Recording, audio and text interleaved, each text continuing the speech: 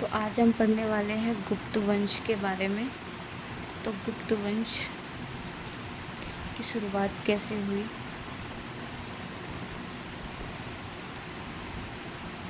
ठीक है, इसके बारे में पढ़ेंगे। तो सबसे पहले तीसरी शताब्दी तक आते आते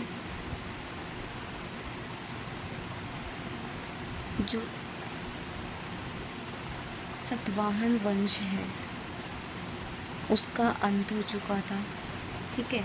फिर जो शाक है, ये वंश भी कमज़ोर होते जा रहे थे।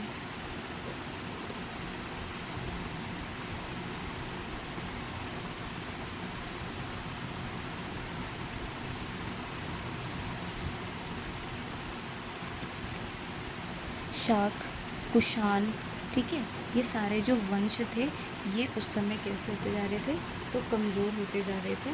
चौथी शताब्दी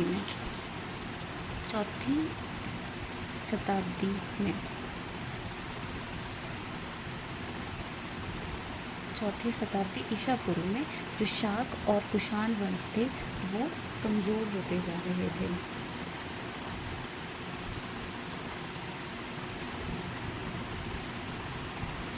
तो ऐसी स्थिति में,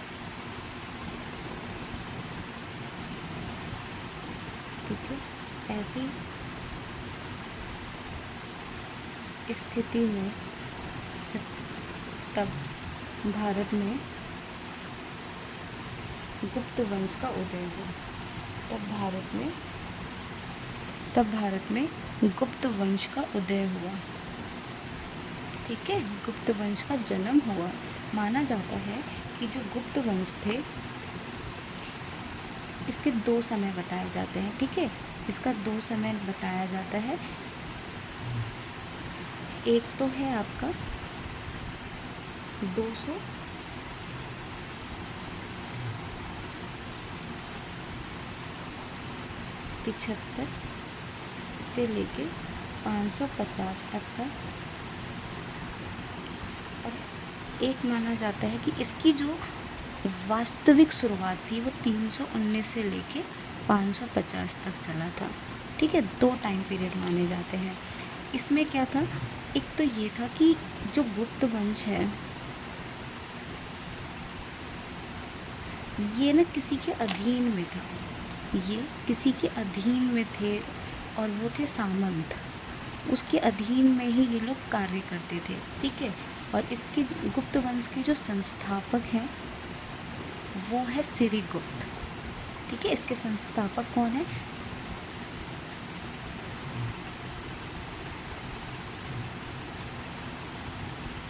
ठीक है, श्रीगुप्त जो है इनके संस्थापक माने जाते हैं। ये आपको याद रखना है, श्रीगुप्त जो थे इनके संस्थापक थे।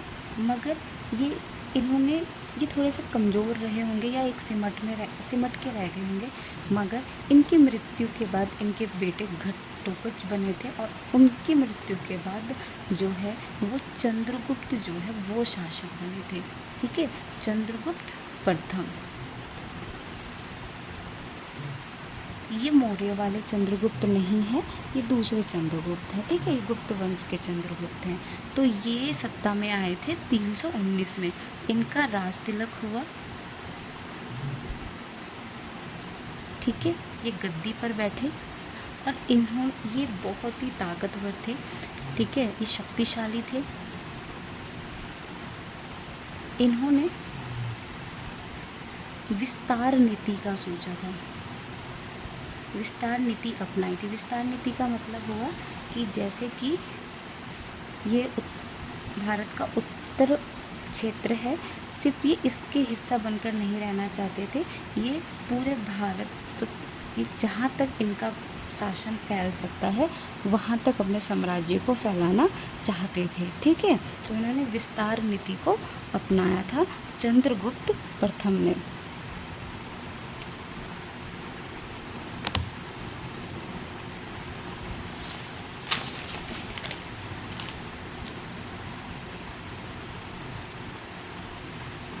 तो गुप्त वंश जो है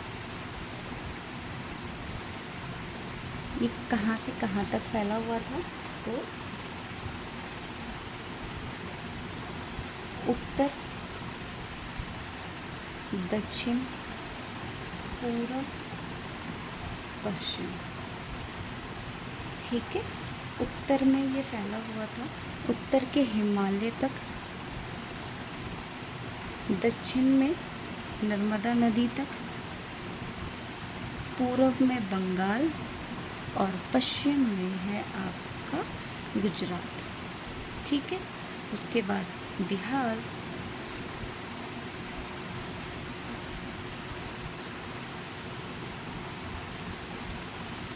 उत्तर प्रदेश, ये जो प्रयागराज है,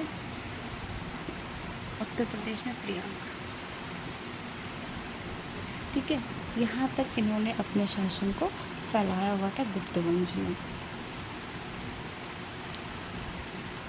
गुप्त साम्राज्य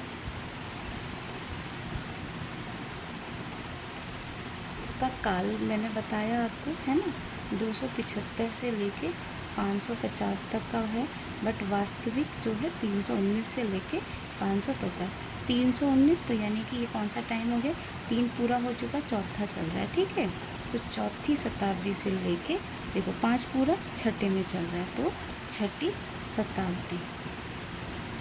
तो गुप्त वंश का काल कब से कब तक है? चौथी शताब्दी से लेके छठी शताब्दी तक जो है गुप्त वंश का काल रहा है। ठीक, गुप्त काल की राजधानी क्या थी? गुप्त काल ने मगध पर शासन किया। कहाँ शासन किया था? तो मगध पे शासन किया था। और इन गुप्त काल की जो राजधानी थी वो थी पाटलिपुत्र। ठीक है, पाटलिपुत्र जो थी वो गुप्त वंश की राजधानी रही थी।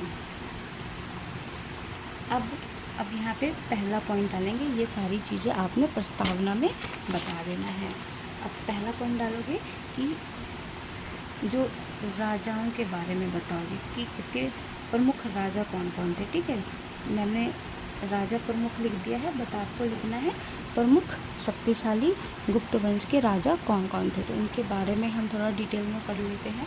सबसे पहले आते हैं श्रीगुप्त। ये संस्थापक थे। ठीक है, बट हमारे बीए में नहीं दिया गया है, तो बस आपको नॉलेज में रखना है, या लिखना है तो लिख देना, अदरवाइज़ कोई दिक्कत नहीं है। हमारे जो आपकी बुक है उसमें दिया गया है चंद्रगुप्त से। ठीक है, तो चंद्रगुप्त जो है वो 319 में गद्दी पर बैठे। ठीक है, और 335 तक इन्होंने शासन किया था, यानी कि इन्होंने 40 वर्षों तक शासन किया था।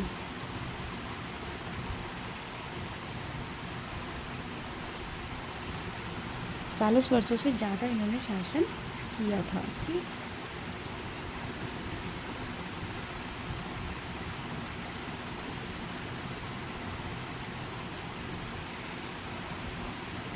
फिर ये राजा बने, इन्होंने जो है समाज को विस्तार किया, मतलब अपने साम्राज्य का विस्तार किया। दूसरा, इन्होंने लिच्छवी क्या है, एक जगह है, उसका नाम है, वहाँ की जो राजकुमारी थी ना, उनके साथ इन्होंने क्या किया था, विवाह किया था। और ये विवाह क्यों किया गया था? तो एक राजनीतिक पर्पस के लिए किया गया था। ठीक है, राजनीतिक संबंध बनाने के लिए, उनको मजबूत बनाने के लिए इन्होंने क्या किया था, शादी करी थी लक्ष्मी की राजकुमारी, जिनका नाम क्या था, कुमार देवी। ठीक है, कुमार देवी इनकी पत्नी का नाम था। इसका जो प्रमाण है, इसके जो बारे में हमें पता चलता है, वो कहाँ से पता चलता है? तो इनके सिक्के हैं, उनमें इन्होंने राजा रानी नाम से सिक्के चलाए थे, उससे हमें पता चलता है चंद्रगुप्त के बारे में। ठीक है, इन्होंने लिच्छवी राजकुमारी से शादी करी थी, और जो लिच्छवी है उसको गुप्त वंश साम्राज्य में इन्होंने शामिल कर लिया था। ठीक है, ये था चंद्रगुप्त के बारे में। दूसरा राजा आता है इनका बेटा समुद्रगुप्त।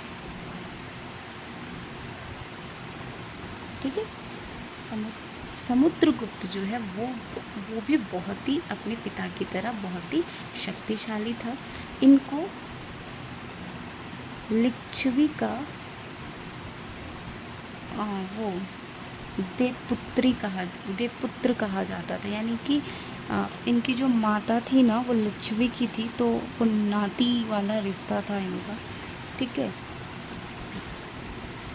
ये कुमार देवी के पुत्र थे, ठीक है।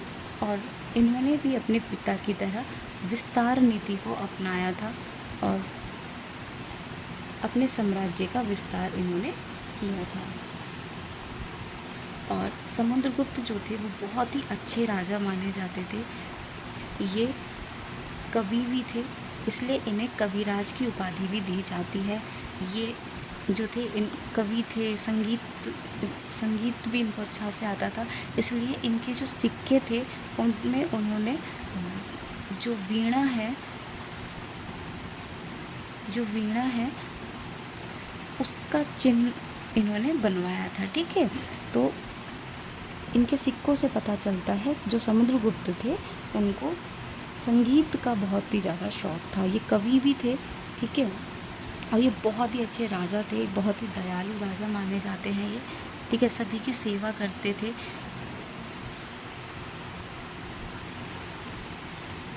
तीसरा आता है चंद्रगुप्त द्वितीय, ठीक है।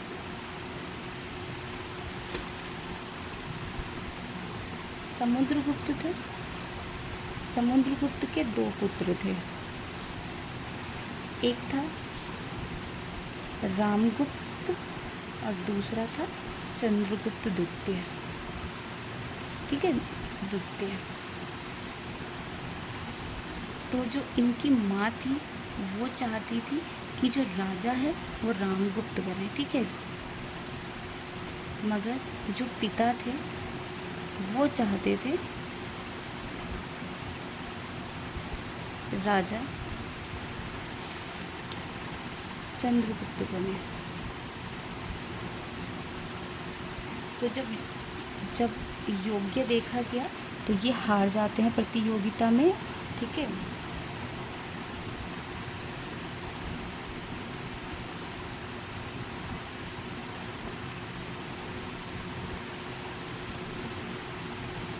तो चंद्रगुप्त जो थे वो प्रतियोगिता हार जाते हैं और रामगुप्त जो थे वो राजा घोषित हो जाते हैं, ठीक है। तो रामगुप्त को क्या बना दिया जाता है, विजेता, और विजेता के साथ ही क्या बन जाते हैं, गुप्त वंश के राजा।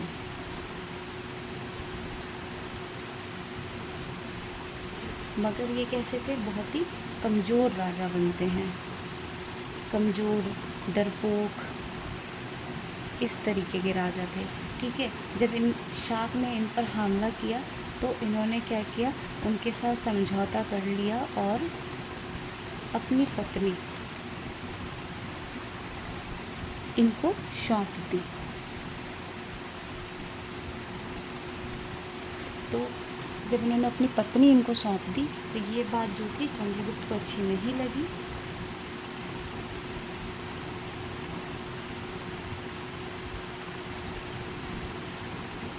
चंद्रगुप्त को अच्छी नहीं लगी तो उन्होंने क्या किया, उन्होंने शाक से युद्ध किया, ठीक है।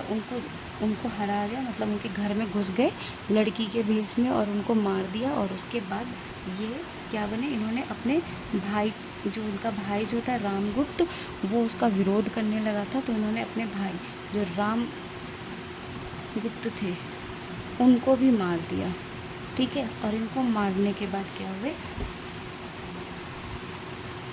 वो गुप्त के वंश के राजा बने। कौन बने, तो चंद्रगुप्त, ठीक है। चंद्रगुप्त द्वितीय जो है वो राजा बन गए। तो यहाँ तक कहानी आपको समझ में आ रही होगी, ठीक है। थोड़ा बहुत मैं इसलिए राजाओं की कहानी थोड़ा ज़्यादा बता रही हूँ क्योंकि आपको ज़्यादा लिखना, 8-9 पन्ने लिखने, तो कुछ तो कहानी थोड़ा सा तुम ज़्यादा लिखोगे, ठीक है। तो यहाँ तक समझ में बहुत अच्छे से आ गया होगा। तो अब हम आगे चलते हैं।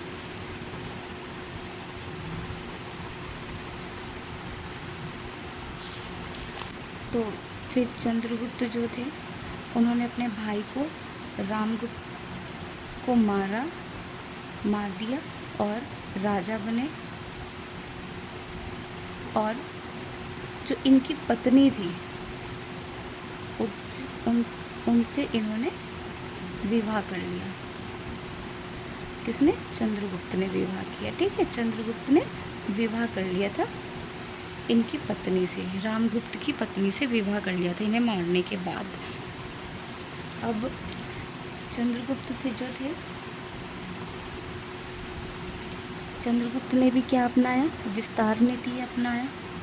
और ये बहुत ज़्यादा ही ताकतवर थे, इसलिए इनको विक्रम आदित्य की उपाधि दी गई थी। विक्रम आदित्य। ठीक है।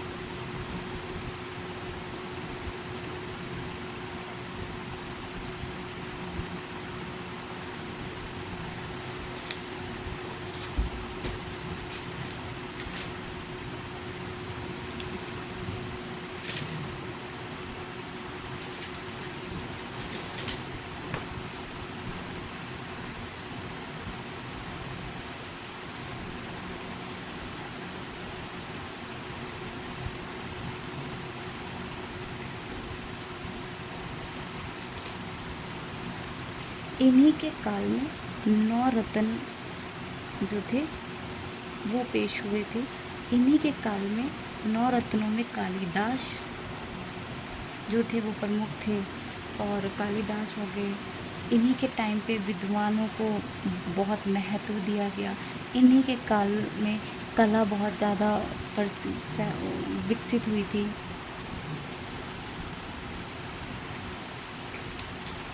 ठीक है। 9 रत्न में कालिदास, आर्यभट्ट जिन्होंने जीरो की खोज करी थी, तो इन्हीं के काल में जो जीरो है उसकी खोज हुई थी। इन्हीं के काल में वैज्ञानिक जो गुरुत्वाकर्षण है इसके बारे में इसी काल में गुरुत्वाकर्षण के बारे में बता दिया गया था। ठीक है। तो ये सारी चीज़ें जो है इन्हीं के टाइम पे हुई थी चंद्रगुप्त में, इसलिए चंद्रगुप्त द्वितीय का जो काल है उसको क्या कहा जाता है? स्वर्ण काल कहा जाता है। जो हम पढ़ते हैं ना गुप्त वंश को स्वर्ण काल कहा जाता है, तो स्वर्ण काल किसके वजह से कहा गया है? तो चंद्रगुप्त की वजह से कहा गया है। ठीक है। और इन्होंने भी सिक्के जारी किए थे, इनसे इनके बारे में पता चलता है। और हरीश सिंह जो कि समुद्रगुप्त के समय में उनके दरबारी थे, उनकी रचित जो प्रयाग प्रस्ती है, प्रस्ती, ठीक है, उसमें हमें जानकारी प्राप्त होती है समुद्रगुप्त के बारे में भी और गुप्त वंश के बारे में भी हमें पता चलता है।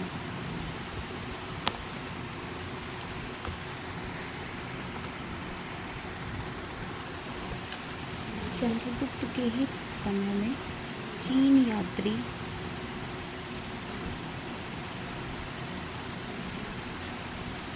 फहियान आए थे, जिन्होंने कहा था कि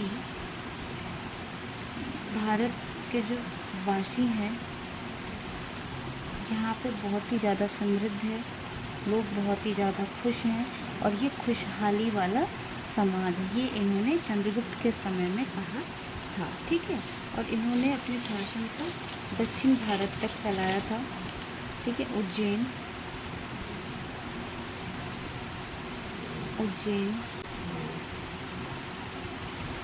और चंद्रगुप्त के समय में शाकों का आक्रमण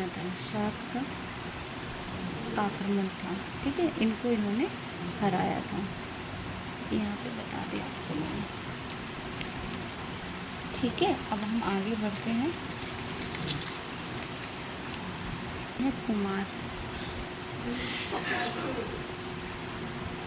कुमारगुप्त के बारे में। इनका शासनकाल 415 ईस्वी में था। ठीक है, इन्होंने भी 40 वर्षों तक शासन गुप्त वंश में किया था। ये जो है अपने ही दादा की तरह ही जो थे समुद्रगुप्त, उनकी तरह ही इन्होंने जो है अश्वमेध यज्ञ कराया था इन्होंने। इनके समय में भी विदेशी आक्रमण होते रहे। ठीक है, गुप्त के ऊपर, और वो विदेशी आक्रमण इनके टाइम पे हुणों का हो रहा था। हुण जो है एक जनजातीय था जो विदेशी थे, उन्होंने भारत पर आक्रमण किया था और वो गुप्त वंश के समय पे आए थे। ठीक है, शाक और हुण।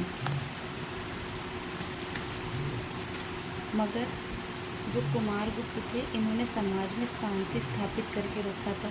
इनके समय में जो समाज था वो बहुत ही सुव्यवस्थित तरीके से चल रहा था, बिल्कुल फला फूला था। आर्थिक व्यवस्था भी यहाँ की बहुत अच्छी थी। ठीक है, क्योंकि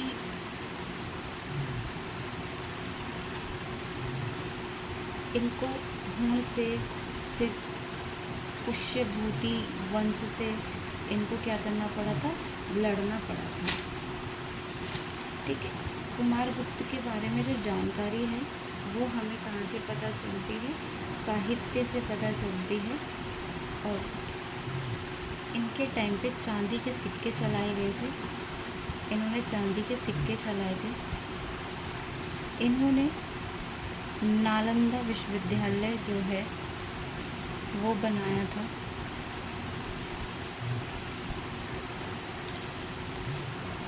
और इनको श्री महेंद्र की उपाधि दी गई थी। श्री महेंद्र की उपाधि दी गई थी। ठीक है, यहाँ तक समझ में आ गया होगा आप लोगों को। बस इतना ही लिखना है कुमारगुप्त तक, क्योंकि इसके बाद स्कंदगुप्त आए थे। और देखा जाए तो यही जो थे, इन्हीं के टाइम पे विदेशी आक्रमण शुरू हो चुका था बहुत तेज़ी से। ठीक है, धीरे धीरे जो है इन्होंने युद्ध किया और इन्होंने भी विस्तार किया। मगर इनकी मृत्यु के बाद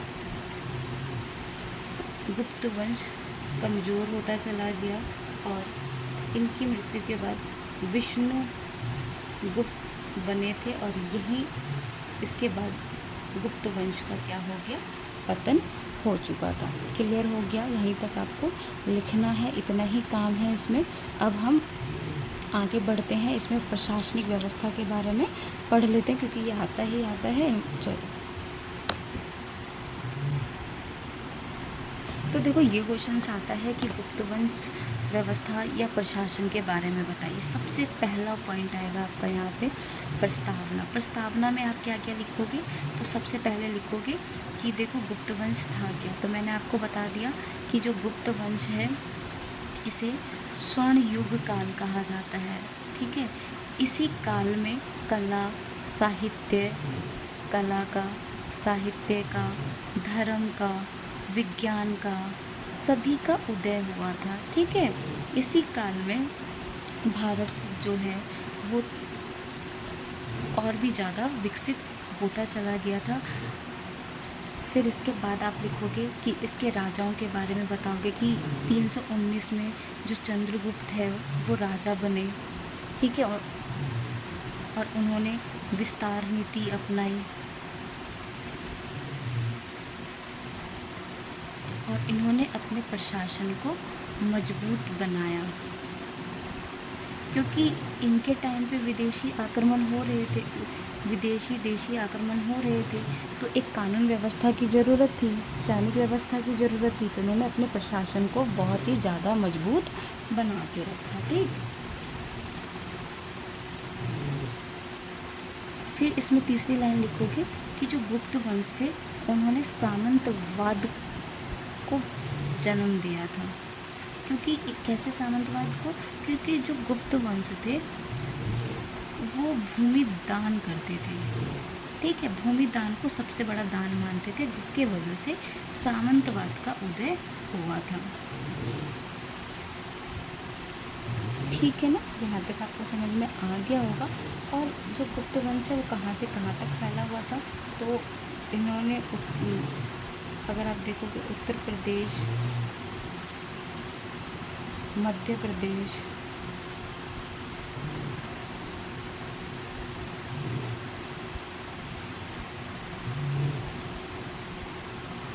बिहार, ये 3 चीज़ें तो आप याद रख लो, ठीक है। गुजरात,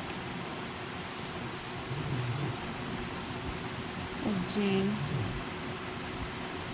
ठीक है, जो मध्य प्रदेश में, ठीक, यहाँ तक इन्होंने अपने गुप्त वंश ने अपने राज्य को फैला रखा था। और जो मैंने भी पीछे पढ़ा है आपको, गंगा, बंगाल, ठीक है, नर्मदा नदी, यहाँ तक इन्होंने अपने साम्राज्य को फैला के रखा था। ये थोड़ी सी डिटेल्स आप यहाँ पे ऐड कर दोगे।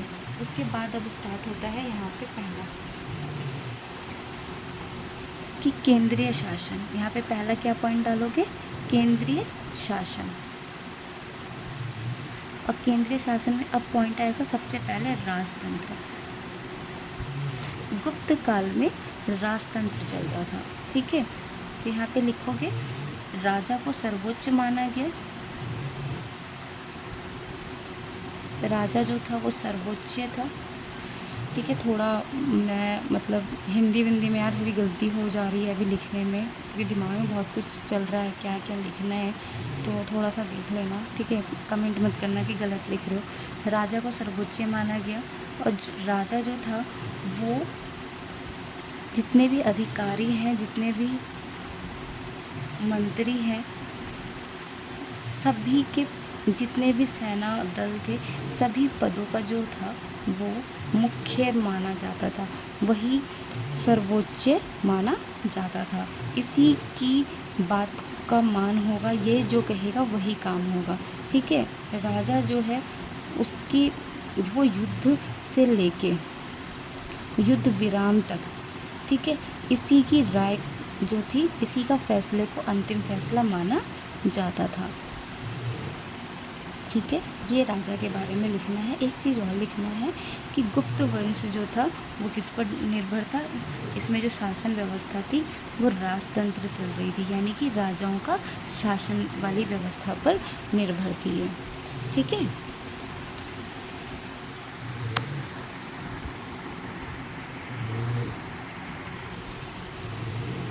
ठीक है, गुप्त वंश में राजतंत्र था, राजा को सर्वोच्च माना गया, यानी कि राजा जो है वो पहला मुख्य इंसान है सत्ता में। वह राज्य का सर्वोच्च था, यानी पूरे देश का वो प्रमुख होता था, सर्वोच्च, सबसे ऊंचा। न्यायाधीश, सेना, सभी का प्रधान कौन होता था? राजा होता था। राजतंत्र का मतलब क्या हुआ? राजा का शासन। राजा के पास शक्तियाँ क्या क्या थी?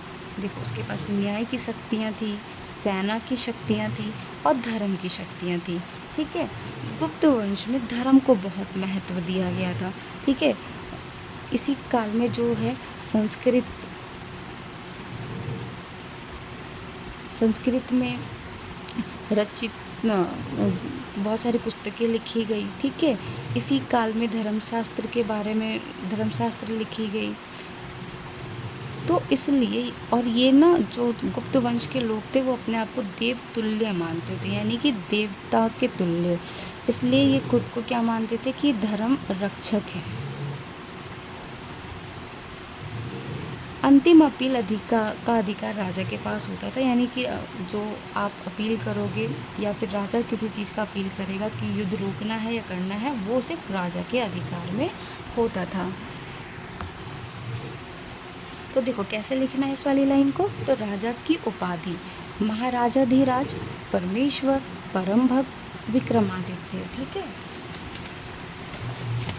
तो कैसे लिखोगे उपाधियाँ? इसमें कुछ नहीं लिखना है, आपको सिर्फ बता देना है कि जो गुप्त वंश के जो राजा थे वो अपने नाम के साथ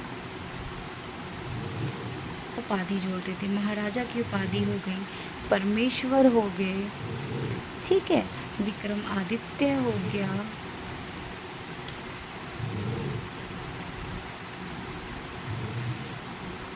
नेपोलियन हो गया और श्री महेंद्र हो गया। ठीक है। महाराजाधिराज चंद्रगुप्त प्रथम थे। परमेश्वर, ये भी चंद्रगुप्त द्वितीय को कहा गया था, ये भी चंद्रगुप्त द्वितीय को कहा गया था, ये समुद्रगुप्त को कहा गया था, और ये कुमारगुप्त को कहा गया था। ठीक है।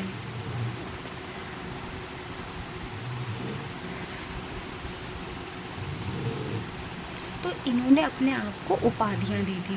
तो उपाधियों से हमें इनकी राजनीतिक शक्ति के साथ साथ हमें धर्म कितना सर्वोच्च है उसके बारे में हमें राजा से पता चलता है। इसके बारे में आप लिखोगे कि देखो, विक्रमादित्य के बाद, ठीक है, मतलब कुमारगुप्त के बाद अगर हम देखेंगे कि जो भी राजा बने ना, उन्होंने अपने नाम के साथ उपाधि तो जोड़ी, मगर वो उतने ताकतवर थे नहीं जितने उन्होंने अपने नाम के साथ उपाधि जोड़नी थी। ठीक है। उपाधि तो इसलिए जोड़ी जाती थी क्योंकि वो कहीं से जंग जीतते थे, युद्ध जीतते थे, तो अपने आप को उपाधि लगाते थे। मगर राजा इतने ताकतवर नहीं थे, और बट उनके नाम को बढ़ा चढ़ा कर दिखाया गया था। ठीक है। उनकी शक्ति इतनी ताकतवर पहले राजाओं के जैसी नहीं थी।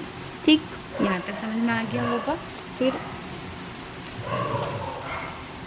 देखो, इसमें क्या करना, कुछ नहीं करना, आपको लिखना है राजा की भूमिका क्या क्या थी। वो जितने भी कार्यकारी हैं उसकी शक्ति राजा के पास थी, विधायक की शक्ति राजा के पास थी, न्याय की शक्ति राजा के पास थी, सैन्य शक्ति राजा के पास थी। तो ये पूरा का पूरा केंद्र का काम होता था। फिर राजा के अधीन क्या थे, तो मंत्री और अधिकारी। नीति और सलाह जो है मंत्री करते थे, और अधिकारी जो होते थे वो समाज में आदेश जो सरकार के द्वारा दिया जाता था, राजतंत्र के द्वारा जितने भी आदेश पेश होते थे वो लागू समाज में करवाए जाते थे। ठीक है। अब दूसरा पॉइंट आएगा आपका गुप्त साम्राज्य में। ठीक, गुप्त साम्राज्य में मंत्री परिषद। हमने राजा के बारे में पढ़ लिया, अब हम मंत्री परिषद के बारे में पढ़ेंगे कि मंत्री यहाँ पर कैसे कार्य करते थे। ठीक है। तो गुप्त काल में जो राजा थे, उसके बारे में हमने पढ़ा कि भाई जो गुप्त काल है वो राजतंत्र पर निर्भर था। ठीक है, राजतंत्र पर निर्भर था।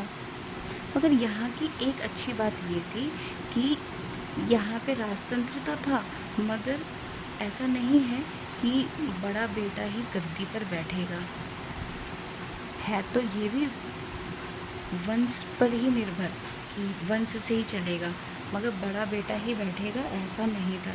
क्यों? क्योंकि इनके में क्या था, इनको धार्मिक होना ज़रूरी था। जो राजा बनेगा उसको धर्म के रास्ते पे चलना ज़रूरी था।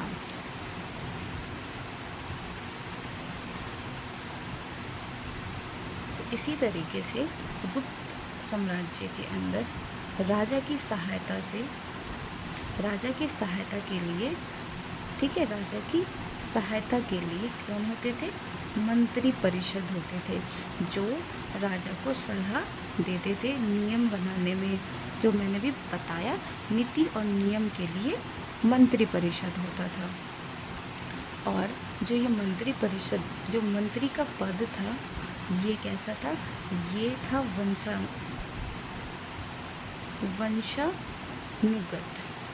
ठीक है, यानी कि उसी वंश के लोग इसी गद्दी पर बैठते थे।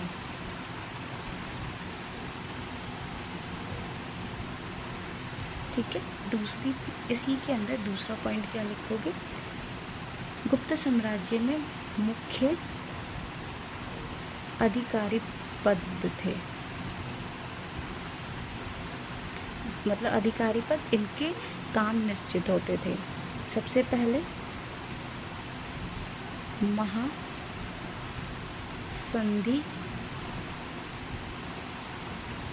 विग्रहक।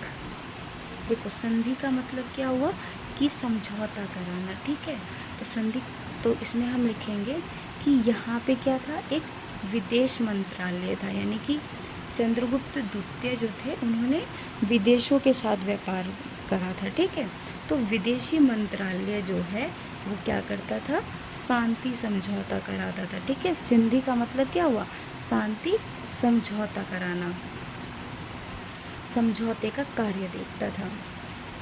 फिर दूसरा अधिकारी आता है महादंडनायक।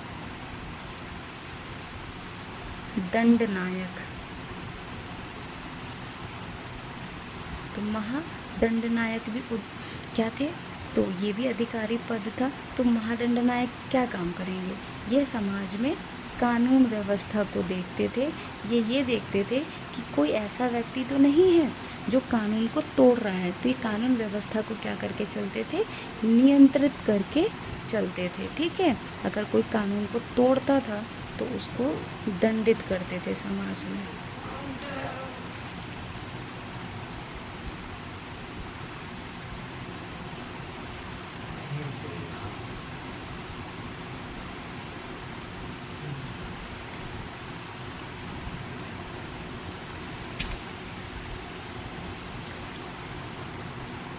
तीसरा पद जो इम्पोर्टेंट है वो है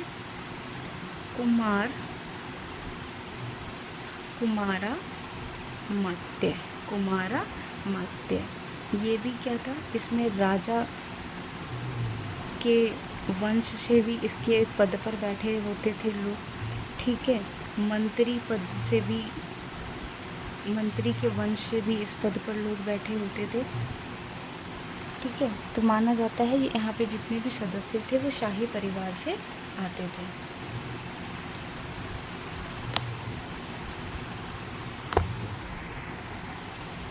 तो कुमार मात्य क्या है, देखो कुमार कौन होते थे, तो राजकुमार,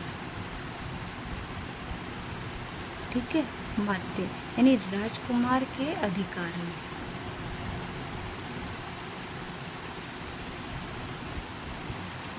ठीक है। ये राजकुमार के अधिकार होते थे, उसे कुमार मात्य कहा जाता था, ठीक है।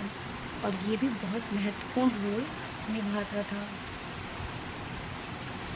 तो यहाँ पे अब हम क्या लिखेंगे, इसके बाद हम लिखेंगे कि जो गुप्त वंश है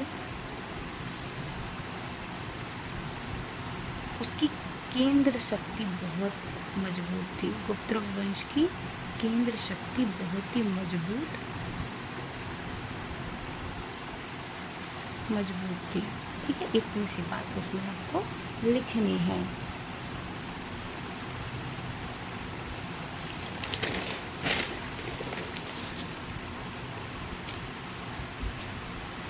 फिर लिखना है कि राजा इन पदों को खुद नियुक्त करता था, ठीक है। खुद नियुक्त का मतलब क्या है, खुद ही चुनता था। तो राजा के पास ये शक्ति थी, सभी पदों को वो नियुक्त करता था।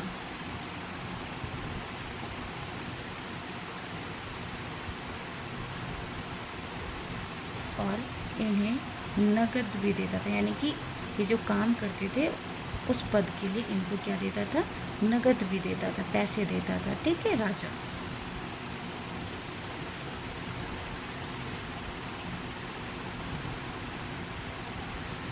तो अब इसमें देखो भर्ती भी होती थी पद पर। तो भर्ती के लिए सिर्फ और सिर्फ उच्च पद के लोग ही, उच्च वर्ग के लोग ही नहीं, निम्न वर्ग के लोग भी होते थे। तो जैसे कि कुछ पदाधिकारी जो हैं वो वैश्य कुल के भी मिले हैं, ठीक है। तो ये था, यहाँ तक हमें लिखना था।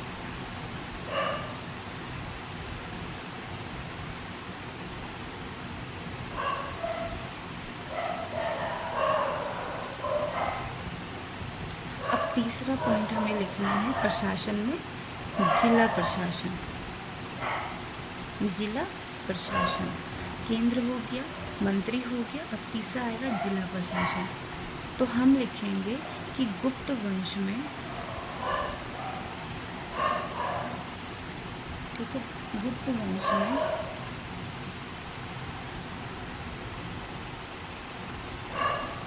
प्रांतीय, प्रांत मतलब क्या होता है, राज्य, क्षेत्र, ठीक है, प्रांतीय और स्थानीय, ठीक है, शासन की आयोजना थी यहाँ पे। मतलब भाई क्या है कि गुप्त वंश में प्रांत शासन और स्थानीय शासन दोनों ही पाए जाते थे, ठीक है। साम्राज्य में जितने भी क्षेत्र थे उन सभी को क्या कहा जाता था, तो उन सभी को भुक्ति कहा जाता था,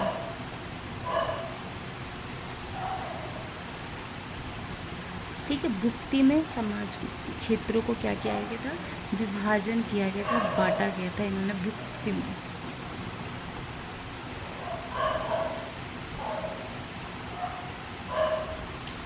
भुक्ति मतलब क्षेत्र, और हर क्षेत्र को किसमें बांटा गया था, तो जिला में बांटा गया था। हर क्षेत्र का क्या था, अपना जिला था। याद रखना, जैसे आप क्षेत्र बोलते हो, ठीक है, प्रांत बोलते हो, तो ये लोग क्षेत्र प्रांत नहीं बोलते थे, ये क्या बोलते थे, भुक्ति बोलते थे, ठीक है।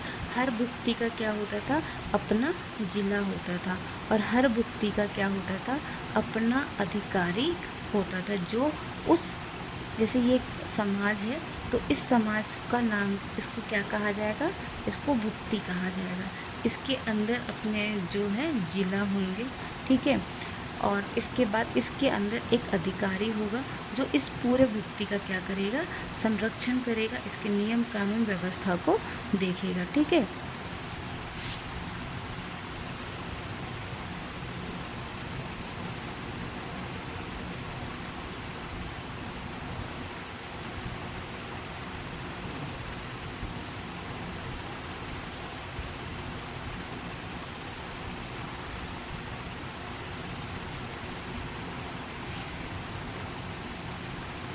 ठीक है, समझ में आ गया होगा। हर अधिकारी बटे होते थे, और ये सारे जितने भी अधिकारी थे, कहाँ के, भुक्ति के और जिला के जितने भी अधिकारी होते थे, ये राजा के द्वारा नियुक्त होते थे, इनको राजा के द्वारा चुना जाता था, ठीक है। समझ में आ गया यहाँ तक। तो अब हम आगे की तरफ देखते हैं।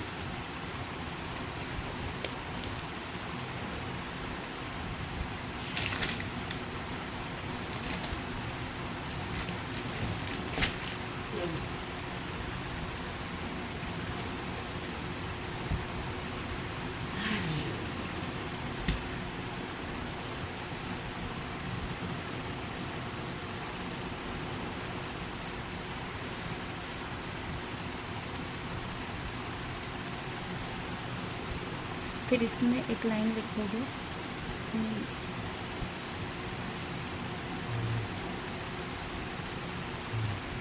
इनकी जो प्रशासनिक व्यवस्था थी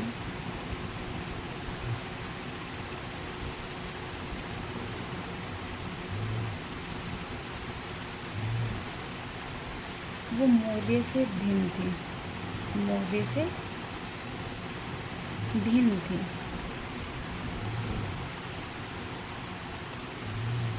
जहाँ, ठीक है, जहाँ जो मौर्य साम्राज्य है वो समाज में जो भी घट रहा है, समाज में जो भी घटित हो रहा है उसकी जानकारी रखता था, ठीक है। उसके राजा को क्या चाहिए, जानकारी चाहिए। मगर जो गुप्त वंश थे, समाज में कुछ भी घटित है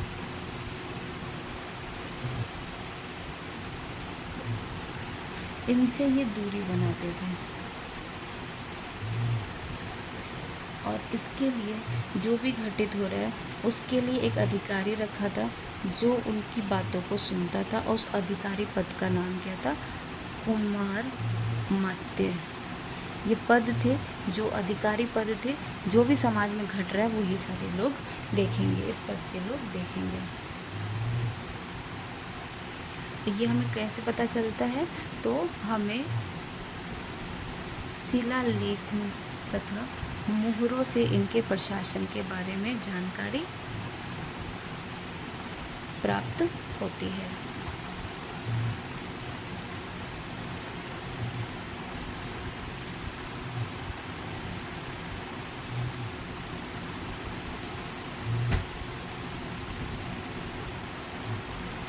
ठीक है, फिर चौथा पॉइंट, स्थानीय प्रशासन, जो अभी हमने पढ़ा।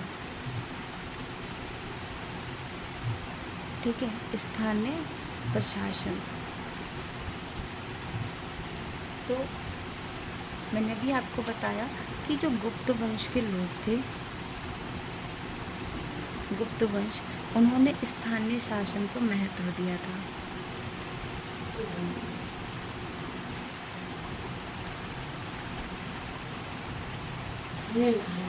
ठीक है, इन्होंने स्थानीय शासन को महत्व दिया था, जिसके वजह से इनका जो स्थान है शासन, वो 2 हिस्सों में बटा हुआ था।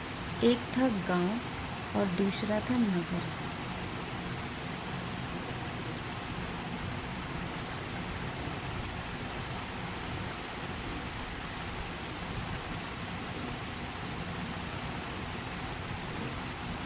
ठीक है, इसमें लिखोगे कि जो गुप्त काल थे,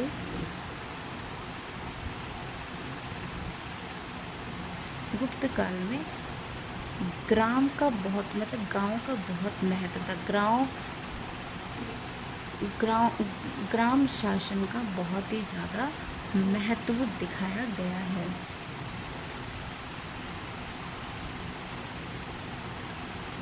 इनको गांव के शासक क्या कहते थे? तो ग्रामपति कहा जाता था या ग्राम अध्यक्ष। ठीक है,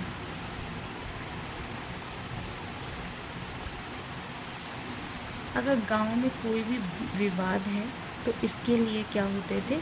इनके अपने प्रशासनिक व्यवस्था होती थी।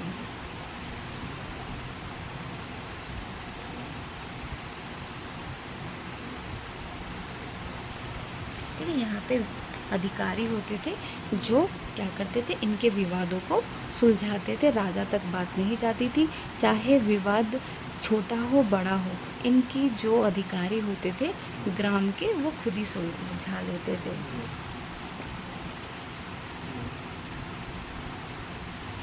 अब जो गांव है, गांव में क्या थे? अनेक तरीके के लोग रहते थे, अनेक वर्ग, अनेक वर्ण, अनेक समूह के लोग यहाँ पे रहते थे। नगर क्या है? तो इसे किसके नाम से जाना जाता था? नगर परिषद होते थे। यहाँ का मुख्य कौन होता था? नगर परिषद। नगर की सारी दिक्कतें कौन देखेगा? तो नगर परिषद अधिकारी होते थे, जो नगर के बारे में देखते थे। यहाँ पे ज़्यादातर कौन रहते थे? तो व्यापारी, शिल्पकार लोग रहते थे।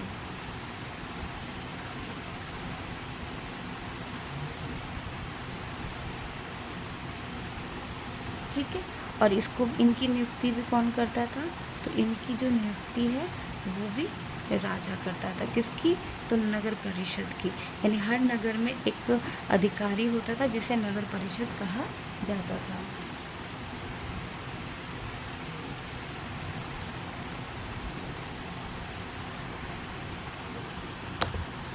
अरे कैमरा ऑफ था और मैंने इतना कुछ लिख दिया था। ठीक है, तो नगर प्रशासन के कार्य क्या क्या होते थे? तो देखो, नगर का जो अध्यक्ष होता था उसे नगर पारिषद कहा जाता था। नगर प्रशासन का काम होता था नगरों में सफाई और स्वच्छता को देखना, कानून व्यवस्था बनी रहे।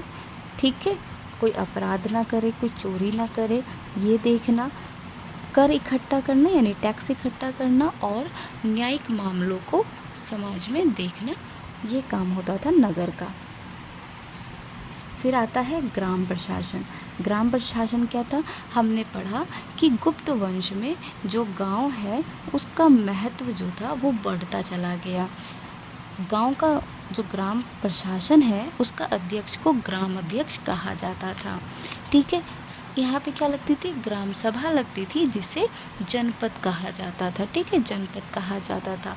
प्रशासन के कार्य क्या क्या थे? तो प्रशासन के कार्य थे ग्रामीण समाज का कल्याण करना, कर इकट्ठा करना, जितने भी विवाद हैं, चाहे पारिवारिक हो, ज़मीनी हो, कोई भी विवाद होता था उसको सुलझाना भी जो है वो जिला के अधिकारी का काम होता था। ठीक है, जितना भी कृषि का लेखा जोखा है, ये सारे काम जो होते थे वो किसके होते थे? जिला अधिकारी के काम होते थे। ठीक है, अब आता है 5वां, प्रशासन में सैन्य शक्ति, क्योंकि ये तो बहुत इम्पोर्टेंट होता है किसी भी वंश के लिए, किसी भी साम्राज्य के राजा के लिए। ठीक है, उसकी सैनिक शक्ति बहुत बड़ा रोल प्ले करती है। तो जो गुप्त काल था उसकी सैनिक शक्ति जो थी बहुत मजबूत थी, और कैसी थी? बहुत ही विशाल सैनिक इसके पास थे। और किसी भी देखो, सेना जो थी वो 4 तरीके की थी। एक थी पैदल, घुड़सवारी, रथ और हाथी सेना। ठीक है, ये सारे के सारे इसके सेना थे। और हमें गुप्त वंश के जो सैनिक है उसकी जानकारी उनके सिक्कों से और उनके अभिलेखों से हमें पता चलता है। इनकी जो सेना थी उनके कहते एक चिकित्सक दल होता था, अगर कभी युद्ध होता था तो वो लोग भी इनके साथ जाते थे। और राजा के पास एक सहायक सैनिक होते थे जो समांती और कृषक वर्ग से उभर कर आते थे। ठीक है, तो इसमें हम लिखेंगे जो गुप्त राजा थे या जो गुप्त शासक थे उनके पास अपनी एक क्या थी? एक स्थायी सेना थी, जो उनकी अपनी खुद की सेना होती थी। और ये हमें कहाँ पता चलता है? ये हमें शिलालेख से पता चलता है। फिर हम यहाँ पे लिखेंगे कि अब इसी में लिखोगे कि युद्ध में कौन कौन से हथियारों का प्रयोग किया गया था। युद्ध में प्रयोग होने वाले हथियार तो धनुष और बाण, तलवार, कुल्हाड़ी और भाले, ये गुप्त वंश में हथियारों का प्रयोग होता था। ठीक है, युद्ध के समय में क्या क्या चीज़ें थी? तो तलवार पढ़ा हमने, भाला, कुल्हाड़ी और धनुष। ठीक है, ये इनके युद्ध के समय में क्या थे? इनके हथियार थे गुप्त वंश के। अब लास्ट एंड करते हैं इसी के साथ। छठे में क्या है कि अब एक कर व्यवस्था जो थी ना, मतलब यहाँ पे कर व्यवस्था से अच्छा लगेगा आर्थिक। ठीक है, आर्थिक व्यवस्था। तो यहाँ पे लिखेंगे कि सबसे ज़्यादा ये जो कर लेते थे कृषि से लेते थे। कृषि जो है किसी भी समाज में रीढ़ की हड्डी होती है, इसी के द्वारा एक समाज चलता है। अगर आपको खाना खाना है तो वही कृषि पर ही निर्भर रहेंगे। तो हर समाज जो है, हमारा जो समाज है वो कृषि पर निर्भर है, तो वो कृषि व्यवस्था पर ही निर्भर है। चाहे रंक है, चाहे वो राजा है, सभी के सभी जो है कृषि पर निर्भर हैं। तो यहीं से क्या होता था? कर मिलता था। ठीक है, कर व्यवस्था, सबसे ज़्यादा कर यहीं से मिलता था।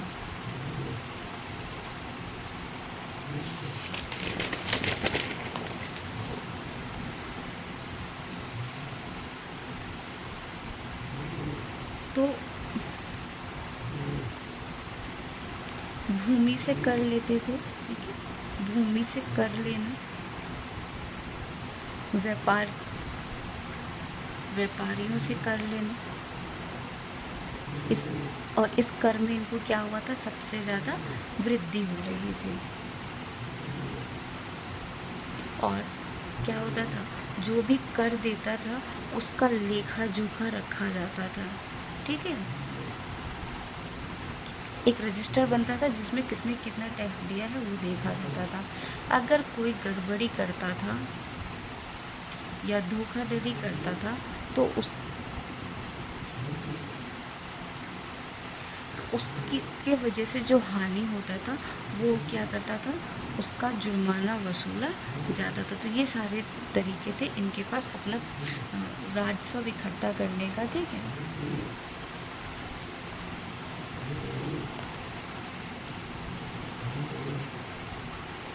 ठीक है, जो न्याय व्यवस्था है वो राजा जो था वो न्याय का सर्वोच्च माना जाता था।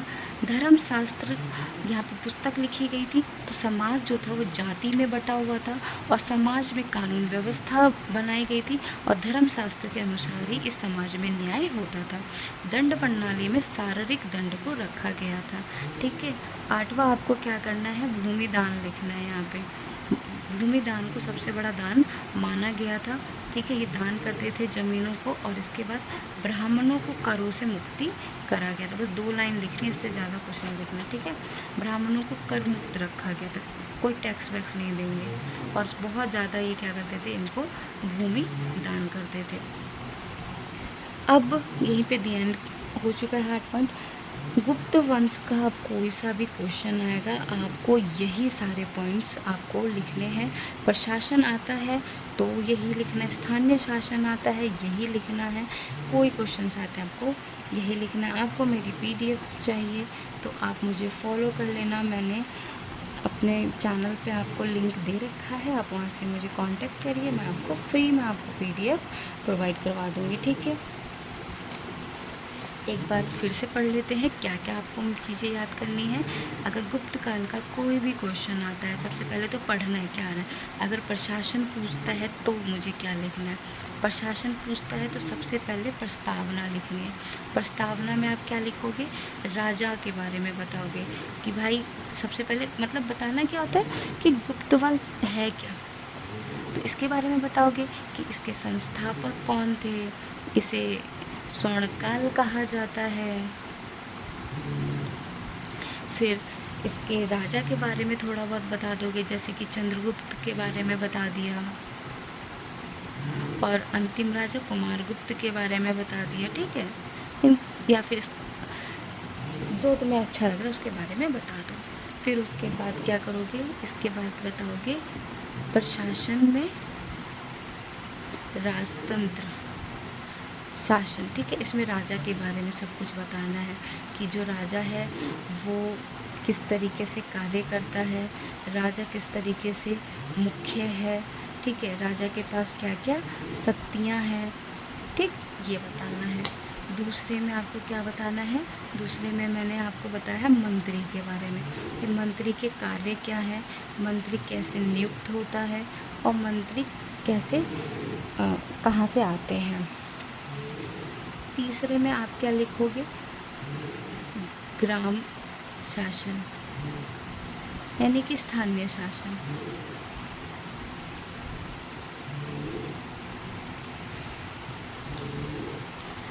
ठीक है, इसमें आप बताओगे गांव में कैसे शासन होते हैं और इस नगर में कैसे शासन होते थे, ठीक है। इनके जो अधिकारी थे उनके कार्य बताना है आपको, क्लियर हुआ। चौथा पॉइंट में आपको क्या बताना है, न्याय व्यवस्था बतानी है कि यहाँ की न्याय व्यवस्था कैसी थी। 5वां पॉइंट क्या आएगा, आपको सैनिक शक्ति के बारे में बताना है कि गुप्त वंश की सैनिक शक्ति कैसे थी। 6वां आप बताओगे राजस्व व्यवस्था यहाँ की कैसी थी, ठीक है। 7वां भूमि दान, बस ये सारे पॉइंट्स आपको इसमें बताने हैं। कोई भी क्वेश्चन आता है ये सारे पॉइंट्स आपको बताने हैं, ठीक है। वीडियो अच्छी लगे तो मुझे बताना कमेंट करके, and thank you to listening. एंड इस टाइम में जब मैं वीडियो रिकॉर्ड कर रही हूँ तो ये सुबह के 2:28 हो रहे, ठीक है। तो प्लीज़ यार थोड़ा सा हार्ड वर्क कर रहे तो आप लोग वीडियो को लाइक कर दीजिए, ठीक है। Okay, bye bye, take care and good luck for your exam.